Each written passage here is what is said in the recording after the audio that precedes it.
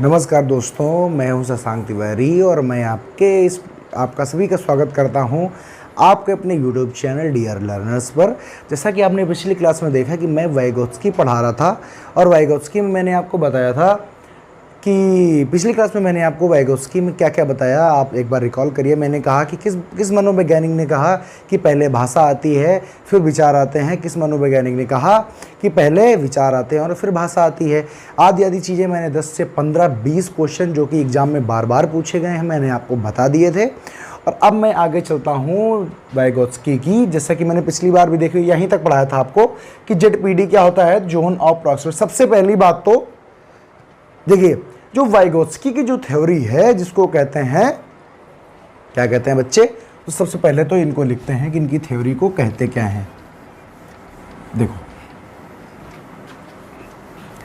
जो वाइगोत्स्की हैं इनकी थ्योरी क्या है, इनकी थ्योरी है सोशियो कल्चर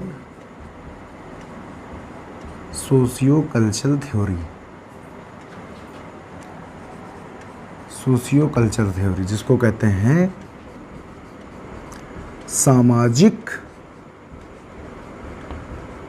सामाजिक सांस्कृतिक सिद्धांत। और ये बात किसी करते हैं, तो ये बात करते हैं किसकी, तो ये बात करते हैं, मैं यहां पे लिख देता हूं कॉग्निटिव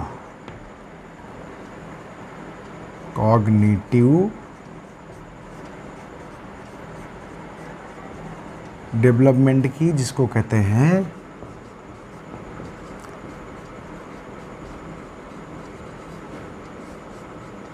संज्ञानात्मक विकास।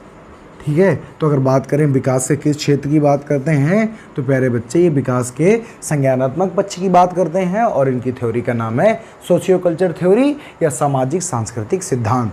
जैसा कि थ्योरी का नाम है सामाजिक सांस्कृतिक सिद्धांत, तो अगर मैं आपसे पूछूं, बताइए इन्होंने अपने थ्योरी में सबसे ज़्यादा इंपॉर्टेंस किसको दी होगी, तो बड़ी सीधी सी बात है भैया कि सामाजिक सांस्कृतिक पहलुओं को सबसे ज़्यादा इन्होंने अपने थ्योरी में स्थान दिया होगा, सबसे ज़्यादा महत्व दिया होगा। समझ गए बात को। अब देखिए, जब इन्होंने सामाजिक सांस्कृतिक पहलुओं को सिद्धांत दिया तो इनकी थ्योरी की सबसे ज़्यादा जो समानता मिलाई जाती है, जो समता की जाती है, वो किससे की जाती है, तो जीन पियाजे की थ्योरी से की जाती है। क्योंकि संज्ञानात्मक अगर विकास की बात करें तो उसकी सर्वप्रथम थ्योरी जो दी थी वो किन्होंने दी थी, तो जीन पियाजे ने दी थी। दूसरे नंबर पर किन्होंने दी, वाइगोत्स्की ने दी। क्योंकि मैंने बताया कि जो जीन पियाजे हैं और जो वाइगोत्स्की हैं उनका जन्म लगभग एक साथ ही हुआ था। जीन पियाजे का जन्म हुआ था 1896 ईस्वी में स्विट्जरलैंड में, और इनका भी जन्म हुआ था 1896 ईस्वी में, लेकिन रसिया में हुआ था, रूस में हुआ था। ठीक है, तो इन्होंने भी संज्ञानात्मक विकास की बात की और उन्होंने भी संज्ञानात्मक विकास की बात की।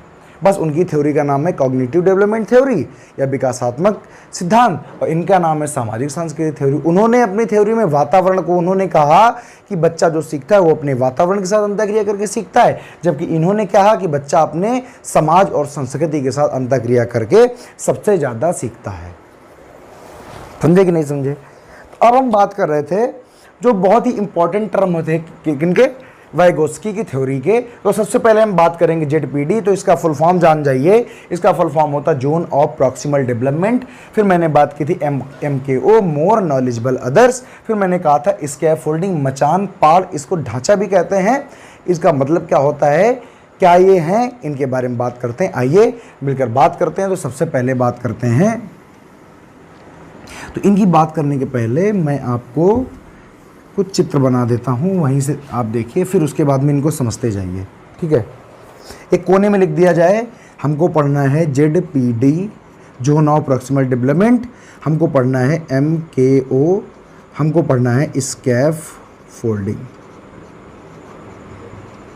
ये तीनों चीज़ें हमको पढ़नी है। इसका मैंने फुल फॉर्म क्या लिखा था, जोन ऑफ प्रॉक्सिमल डेवलपमेंट, इसकी हिंदी होती है। अब जोन का मतलब क्या है, क्षेत्र। प्रॉक्सिमल डेवलपमेंट क्या है, देखिए होता है निकटस्थ। क्या होता है, निकटस्थ या समीपस्थ विकास क्षेत्र। ये होती है इसकी हिंदी। ठीक, ये है मोर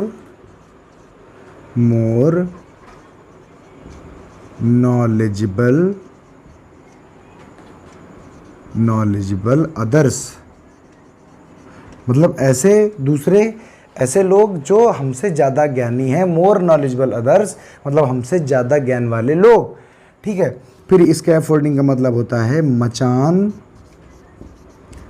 पाड़ या ढांचा, कुछ भी लिखा मिल जाए याद रखिएगा। अब इन चीज़ों का विकास में, संज्ञानात्मक विकास में क्या योगदान है समझिए। देखिए, एक चित्र बनाते हैं, एक स्तर, 2 स्तर और 3 स्तर। समझिए, देखिए यहाँ पर बच्चा होता है, बालक जो है वो यहाँ पर है और बालक को आना यहाँ पर है, तो इसको क्या कहते हैं? तो इसको कहते हैं वास्तविक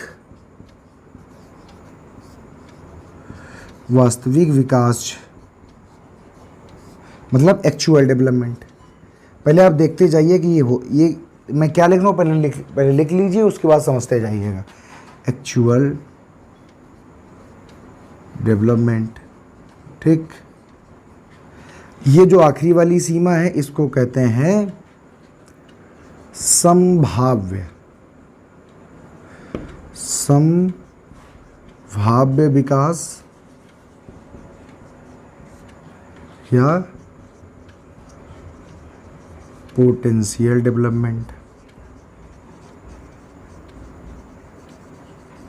ठीक, अब देखो समझते जाइए। अब देखो समझिए, जैसे कि एक बालक है, एक छोटा सा बालक था जिसने साइकिल देखी थी, साइकिल को पकड़ के ऐसे ढूंढा के चला लेता था, पर उसको साइकिल को चलाना नहीं आता था। तो ये उसका वास्तविक विकास था कि वो इस अवस्था में था। लेकिन बच्चे को चूंकि साइकिल चलानी सीखनी है, बच्चे को साइकिल चलाना आना चाहिए, तो उसका जो संभाव्य विकास है वो कहाँ पे है? यहाँ पे है।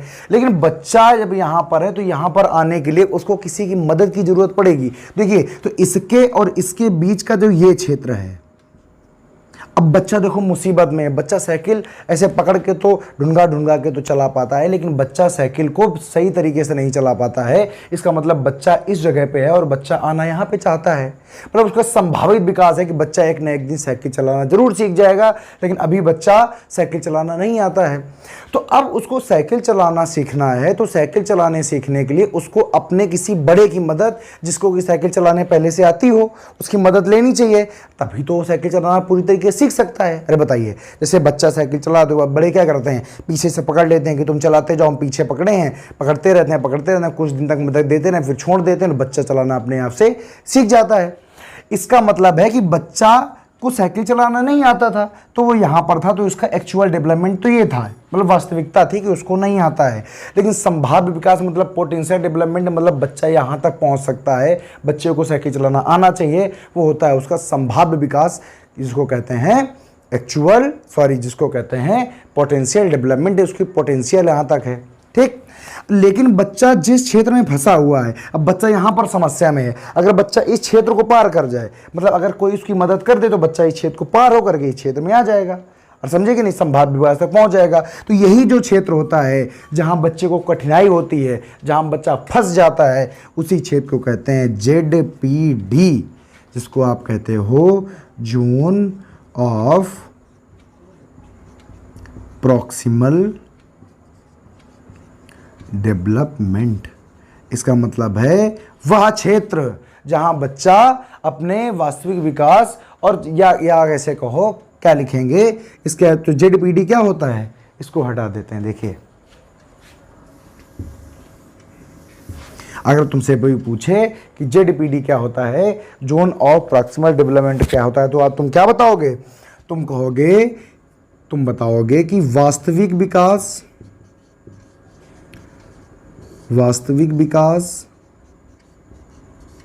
और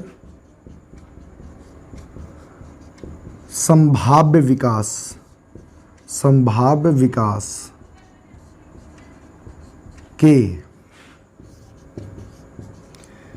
के बीच का क्षेत्र जहां बच्चा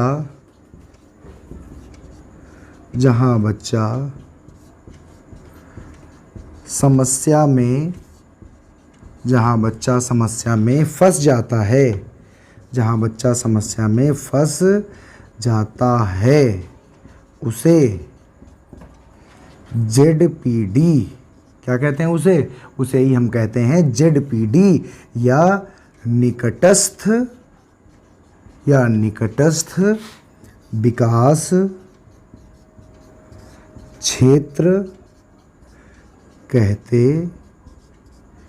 अब बताओ मेरे बच्चे, समझ में आया कि नहीं आया? ZPD क्या होती है? जैसे सोचिए, आपको 1 2 3 4 5 6 10 तक गिनती आती थी, आपको 100 तक गिनती आती थी, लेकिन आपको पहुंचना यहाँ तक, इसका मतलब हम आपको जोड़ घटाना या डिवाइड, फ्रैक्शन, ये सारी चीज़ें सिखाना चाहते हैं, ठीक।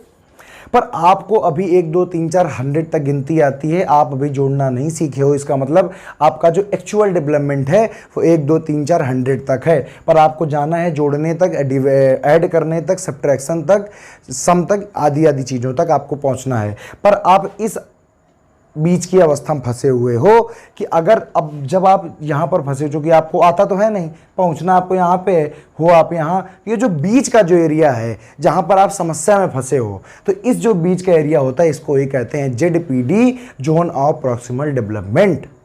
तो आपसे क्वेश्चन आएगा कि जो प्रॉक्सिमल डेवलपमेंट ZPD होता है वो किसके और किसके बीच का क्षेत्र होता है? तो एक्चुअल डेवलपमेंट और पोटेंशियल डेवलपमेंट के जो बीच का जो एरिया होता है, बीच का जो क्षेत्र होता है, उसको कहते हैं ZPD। अगर आपसे क्वेश्चन आ जाए कि एक बच्चे को जोड़ना आता है, एक बच्चे को घटाना आता है, लेकिन बच्चा बॉड मॉस सीखना चाहता है, तो बच्चे को किस क्षेत्र से गुजरना होगा? तो बच्चे को ZPD या जोन ऑफ प्रॉक्सिमल डेवलपमेंट से गुजरना होगा, निकटस्थ विकास क्षेत्र से गुजरना होगा। अब देखिए, मान लीजिए कि बच्चा, ये बात समझ में आई कि नहीं आई कि जोन ऑफ प्रॉक्सिमल डेवलपमेंट किसको कहते हैं? बात आपको समझ में आ जानी चाहिए अब तक। ये ऐसा क्षेत्र होता है जहां बच्चा फंस जाता है।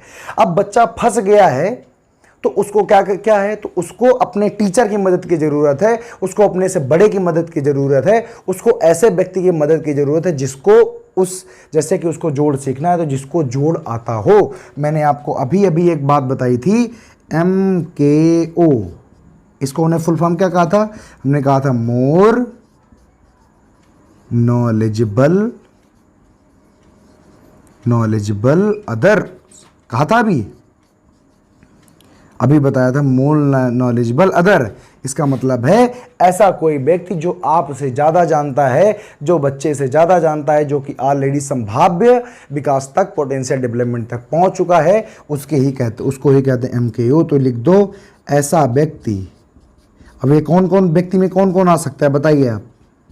व्यक्ति में आ सकता है आपका टीचर, आपके कौन आ सकते हैं? आपके पेरेंट्स आ सकते हैं, बच्चे के पेरेंट्स आ सकते हैं, बच्चे के और कौन आ सकता है? तो उसके पीयर आ सकते हैं, मतलब साथी समूह आ सकता है। भाई उसके साथी समूह से हो सकता है कि बच्चा आज स्कूल नहीं गया है पर उसका साथी स्कूल आया है, तो उसको ये आता है कि जोड़ना कैसे है, पर बच्चे को नहीं आता है, तो बच्चे को वो मदद करेगा। कौन? जिसको उससे ज़्यादा आता है। तो वो टीचर भी हो सकता है, वो पेरेंट्स भी हो सकते हैं, वो पीयर भी हो सकता है, साथी भी हो सकता है। ऐसा व्यक्ति जिसको बालक से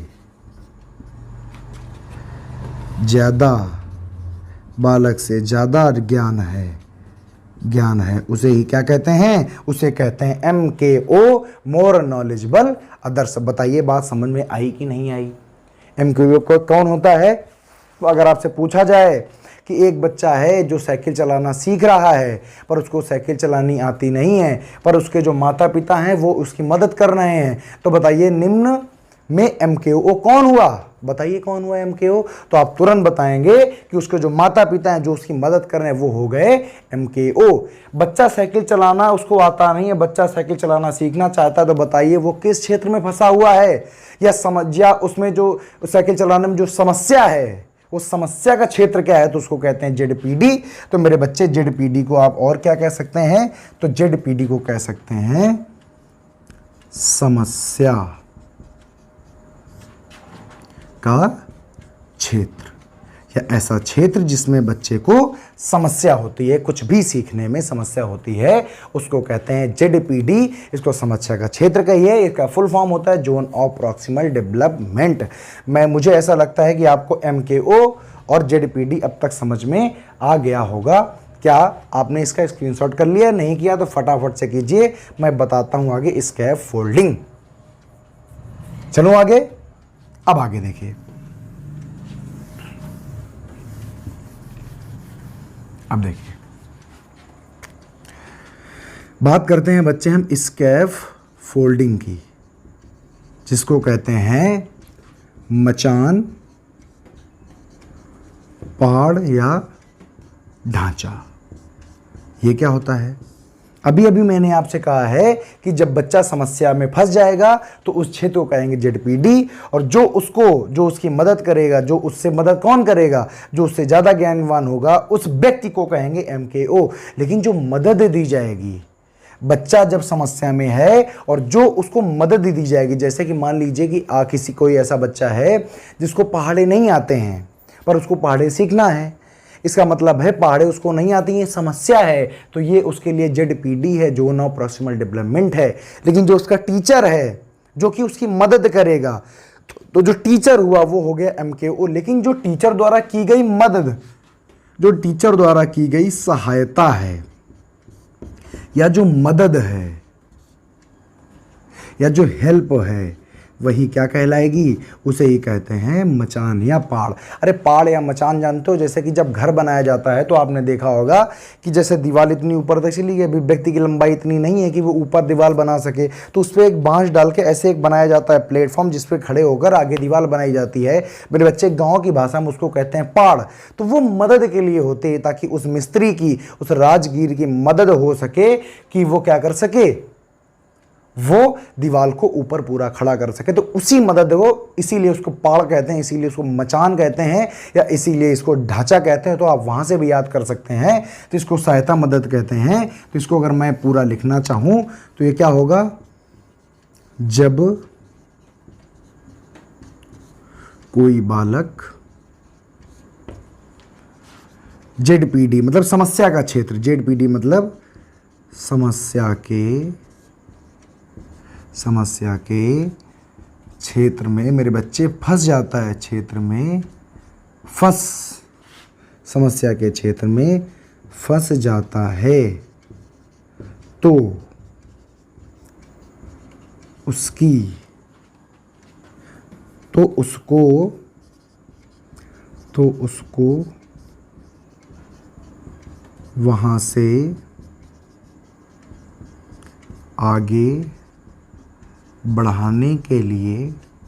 उसको वहाँ से आगे बढ़ाने के लिए,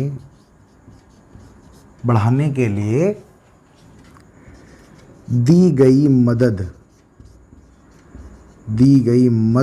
क्या कहलाती है? तो उसको वहाँ से आगे बढ़ाने के लिए दी गई मदद को ही स्कैफोल्डिंग कहते हैं। स्कैफोल्डिंग कहते हैं। अब मेरे बच्चे बताओ, ये बात समझ में आई है कि बात समझ में नहीं आई है? ध्यान से सुन के बताइए बात समझ में आ गई ना? मैंने कहा स्कैफोल्डिंग, मचान या पहाड़ क्या होता है? जब कोई बालक ZPD समस्या के क्षेत्र में फंसा हुआ होता है और उसको वहाँ से आगे बढ़ाने के लिए जो मदद दी जाती है, जो उसको हेल्प की जाती है, उसी हेल्प या उसी मदद को कहते हैं स्कैफोल्डिंग, या इसी को कहते हैं मचान। अब देखिए, थोड़ी सी बात करते हैं शब्द स्कैफोल्डिंग की। समझते जाइए मेरे बालक, बहुत ही ज़्यादा मोस्ट इंपॉर्टेंट है ये चीज़ें। बात अगर हम करें स्कैफोल्डिंग की, तो अगर आपसे पूछा जाए कि स्कैफोल्डिंग जो वर्ड है, जो शब्द है, इसको दिया किसने था? तो इसको दिया था, स्कैफोल्डिंग शब्द को देने वाले हैं जेरोम ब्रूनर। कौन? ब्रूनर साहब हैं। जेरोम ब्रूनर साहब ने क्या दिया था? स्कैफोल्डिंग या पहाड़ नामक शब्द दिया था। लेकिन अगर आपसे पूछा जाए कि इसका सबसे ज़्यादा उपयोग, इसका सबसे ज़्यादा प्रयोग किसने किया, तो इसका सबसे ज़्यादा प्रयोग किया है आपके वाइगोत्स्की साहब ने। किसने किया है? वाइगोत्स्की साहब ने। इसका सबसे ज़्यादा प्रयोग किया वाइगोत्स्की ने। बताओ बात समझ आई कि नहीं आई? तो ये भी एक प्रश्न आता है, तो इसको भी आप लोग याद रखिएगा। ठीक है, तो यहां से आप कह सकते हैं कि यहां से खत्म हो जाते हैं वाइगोत्स्की। बस आपको जेडपीडी, एमक्यू और स्कैफ फोल्डिंग बहुत याद रखना है। बार बार आपसे एग्जाम में पूछा जाएगा, आपको अवेयर रहना पड़ेगा, ताकि बार बार एग्जाम में आपसे पूछा जाएगा तो आपको वहां पर बताना पड़ेगा। फिर अब एक छोटी सी बात, और इसको फटाफट स्क्रीनशॉट करिए, फिर हम आगे की बात करते हैं।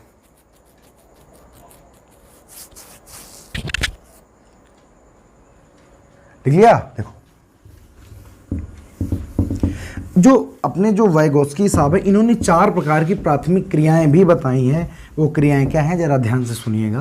देखो, जो अपने जो वाइगोत्स्की साहब ने, इन्होंने, लिख देता हूं, वाइगोत्स्की ने 4 प्राथमिक क्रियाएं बताई हैं। अब इनको आपको याद रखना है, ठीक है? कौन कौन सी? तो पहला जो है, अपने वाइगोत्स्की 4 प्रकार की बताई हैं। पहला है अवधान। पहला क्या है? अवधान, जिसको कहते हैं अटेंशन। क्या कहते हैं? अटेंशन। ठीक। जो दूसरी है उसको कहते हैं संवेदना। संवेदना, जिसको कहते हैं सेंसिटिविटी, जिसको कहते हैं सेंसिटिविटी। पहली है अवधान, दूसरी है संवेदना या सेंसिटिविटी, फिर अगली है प्रत्यक्षीकरण। अगली है प्रत्यक्षीकरण, जिसको कहते हैं परसेप्शन। फिर अगली क्या है? फिर है प्रत्यक्षीकरण या परसेप्शन, और अगली है स्मृति। अगली क्या है? चौथी है स्मृति, जिसको कहते हैं मेमोरी। ध्यान से सुन लीजिएगा। देखिए, आपको कुछ नहीं याद रखना है, सिर्फ इतना याद रखना है कि वाइगोत्स्की ने 4 प्रकार की प्राथमिक क्रियाएं बताई हैं। ये कहते हैं अवधान, कहते हैं संवेदना, फिर कहते हैं प्रत्यक्षीकरण, और फिर कहते हैं स्मृति। अवधान को कहते हैं अटेंशन, संवेदना को कहते हैं सेंसिटिविटी, प्रत्यक्षीकरण को कहते हैं परसेप्शन, और स्मृति को कहते हैं मेमोरी। ये 4 क्रियाएं आपको याद रखनी है। एग्जाम में बार बार आपसे एक बात पूछी जाती है कि बताइए, जो अपने वाइगोत्स्की थे, इन्होंने, देखिए, जब आप हाई लेवल, जब देखिए, जब क्या होता है कि जब अपनी जो सीडीपी है, जब ये एक हद तक पहुंच जाएगी, जब एक लेवल तक पहुंच जाएगी, तब ये बातें आपको देखने के लिए मिलेंगी। बाकी हल्के एग्जामों में, हल्की चीज़ों में ये चीज़ें आपको देखने के लिए मिलती ही नहीं हैं। पर मैंने अपना वादा आपसे निभाया। मैंने कहा था मैं आपको 0 से पूरा पढ़ाऊँगा, हाई लेवल तक पढ़ाऊँगा, तो मैंने आपको पढ़ाया ये सारी चीज़ें। आ जाए बहुत अच्छा है, नहीं आ जाए, आपको आ गया, आपके जहन में ये बातें पड़ी रहनी चाहिए। 4 प्रकार की प्राथमिक क्रियाएं बताई हैं। अवधान, अटेंशन, जब कहते हैं कि जब बच्चा किसी चीज़ को सीखेगा, जब अपने समाज में जाएगा तो समाज की बातों को सुनेगा, अपनी संस्कृति की बातों को बड़े ध्यान से सुनेगा, अटेंशन देकर सुनेगा, और जब बातों को सुनेगा तब उसमें उनके प्रति सेंसिटिविटी आएगी, समाज या संस्कृति की सेंसिटिविटी आएगी, तो बच्चा और ज़्यादा सीखेगा। और फिर जब और ज़्यादा सीख लेगा, जब उसमें सेंसिटिविटी आ जाएगी, तब वो समाज के बारे में, हर एक चीज़ के बारे में अपना प्रत्यक्षीकरण करेगा, एक परसेप्शन बनाएगा, भले बुरे का एक परसेप्शन बनाएगा। एक प्रत्यक्षी परसेप्शन का मतलब होता है किसी भी व्यक्ति, किसी भी वस्तु या किसी भी कारण के बारे में अपने मन में एक सोच बना लेना ही कहते हैं प्रत्यक्षीकरण। और जब व्यक्ति प्रत्यक्षीकरण बना लेता है, फिर कहते हैं स्मृति, मेमोरी। तो वही सारी चीज़ें उसकी मेमोरी में जाकर फीड हो जाती हैं, जाकर जगह बना लेती हैं। तो बात करते हैं उसकी स्मृति की। समझे कि नहीं समझे कैसा होता है? 4 प्राथमिक क्रियाएं बताई। वाइगोत्स्की कहते हैं कि जब बच्चा समाज में जाएगा, जब अपनी संस्कृति के साथ अंतः क्रिया करेगा, तो सबसे पहले वो ध्यान से लोगों की बातें सुनेगा, अपनी संस्कृति की बातें सुनेगा। जब बातें सुनेगा तब उसको उसके प्रति सेंसिटिविटी होगी, तब उनके प्रति संवेदना आएगी। और जब कहते हैं बच्चे में संवेदना का विकास हो जाएगा, तब बच्चा संस्कृति, अपने समाज के प्रति एक सोच बना लेगा, एक अपने मन में एक चित्र बना लेगा, जिसको कहेंगे परसेप्शन या प्रत्यक्षीकरण। और जब एक सोच बन जाएगी, वही सोचें उसकी स्मृति में या दिमाग में हमेशा हमेशा के लिए फीड हो जाएंगी, जिसको कहते हैं मेमोरी। इस प्रकार से 4 प्रकार से बच्चा आखिरी स्टेज पर पहुंच जाएगा। तो ये हैं 4 प्रकार की प्राथमिक क्रियाएं।